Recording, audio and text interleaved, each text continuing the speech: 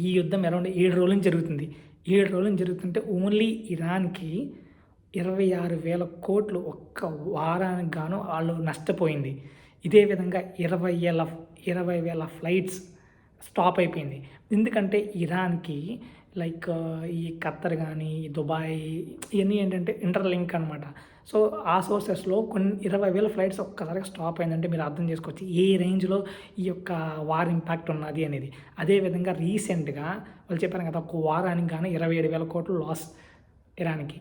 అదేవిధంగా మన ఇజ్రాయెల్‌కి ఒక్క రోజులోనే 400+ మెంబర్స్ చనిపోయారంట. ప్రాణ నష్టం కూడా భారీగా జరిగింది. ఇరాన్‌కైతే 1300+ పర్సన్స్ చనిపోయారు. అంటే 1300 పైనే పర్సన్స్ చనిపోయారు ఈ యుద్ధం కారణంగా. అనేక కోట్ల నష్టం.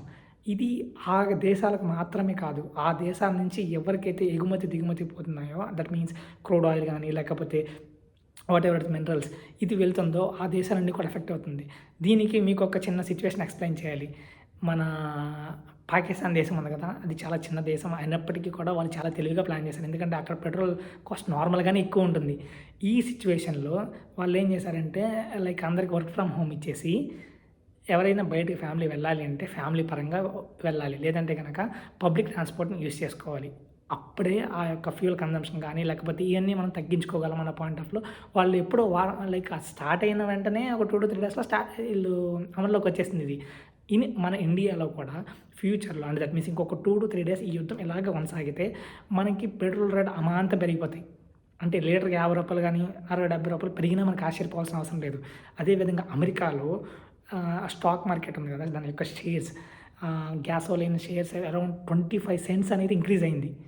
అంటే ఈ యొక్క యుద్ధం కారణంగా. అదే విధంగా మనకి ఈ యొక్క యుద్ధం కారణ సమయంలో గోల్డ్ గానీ, బిట్ కాయిన్స్ గానీ, షేర్స్ గానీ ఇయన్నీ ఏంటంటే ఆటోమేటిక్‌గా ఇంక్రీజ్ అయిపోతది. ఇయన్నిటిని కంట్రోల్‌లో ఉంచాలి అంటే ఒకటి ఆ యుద్ధం ఆగిపోవాలి. మన దేశం నుంచి వర్క్ చేసుకుంటారు కదా! అరౌండ్ వాళ్ళు 9-10 మిలియన్ పర్సన్స్ ఉన్నారంట. దానికి గాను మన ఇండియన్ గవర్నమెంట్ ఆ యొక్క ఇరాన్, దుబాయ్, ఖత్తర్ వీటిల దేశాలతో అంటే అంబాసిడర్‌తో మాట్లాడుతూ మన ఇండియన్ ప్రజలకి అక్కడ ఎటువంటి అపాయం జరగకూడదని మనం 24 గంటలు ఒక ప్రోగ్రామ్ కండక్ట్ చేసి దాన్ని వాళ్ళతో మాట్లాడుకొని వాళ్ళు ఫైనల్‌గా ఏంటంటే అరౌండ్ కొంతమందిని ఇప్పుడు మనకి ఫ్లైట్స్ ఉన్నాయి. ఎక్కడి నుంచి ఇరాన్ గానీ, లేకపోతే ఖత్తర్ నుంచి కానీ, ఇక్కడ నుంచి ఏ ఫ్లైట్స్ అంటే ఓన్లీ ఎమర్జెన్సీ అండ్ ట్రాన్సిటర్స్ ఫ్లైట్స్ మాత్రమే ఉన్నాయి. ట్రాన్సిటర్స్ అంటే ఈ యొక్క వలసదారులు లేకపోతే ఈ పాయింట్ ఆఫ్‌లో అంటే మన ఎవరైతే దేశం కానీ దేశానికొచ్చి వర్క్ చేసుకుంటారు కదా! వాళ్ళని వాళ్ళ యొక్క గవర్నమెంట్ ఎంబసీ ప్రకారం వాళ్ళని షిప్ చేస్తూ ఉంటారు. ఇలా కొంతమందిని మనల్ని షిప్ చేశారు ఆల్రెడీ. ఇంకో కొంతమందిని ఏంటంటే జాగ్రత్తగా ఉండమని చెప్పారు. ఫ్యూచర్‌లో వాళ్ళకి ఎటువంటి ఇబ్బంది లేకుండా మన భారత ప్రభుత్వం చర్యలు తీసుకుంది. ఇప్పుడు ఇది ఒక ఎత్తు అయితే, ఇప్పుడు ఈ యుద్ధానికి ఆల్రెడీ రీసెంట్‌గా కూడా మనకు తెలుసు ఒక షిప్ మన ఇండియన్ ఓషన్‌కొచ్చి వెళ్తుంటే అమెరికా దాడి చేసి దాన్ని పేల్చేసింది అని. ఇయన్నీ కూడా నిజమే. నిజమే. ఇయన్నీ కూడా జరిగినవి మాత్రమే. ఇప్పుడు ఇక్కడ మనకు తెలియాల్సింది ఏంటి అంటే, మనకి కేఏ పాల్ తెలుసు కదా!